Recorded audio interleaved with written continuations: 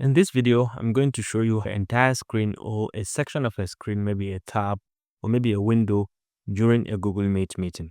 So to start, let's say we are in an existing meeting over here and I want to share my screen. So I can come down here to share screen and you can just click.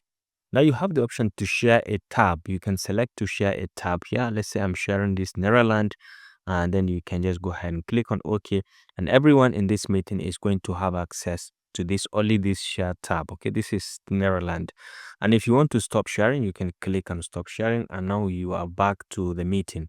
And if you want to share the entire screen or a window, you want to share your entire window, you can just select and you can go ahead and share this. Now let's say if you want to share the entire screen so they can see anywhere you click, everyone can see.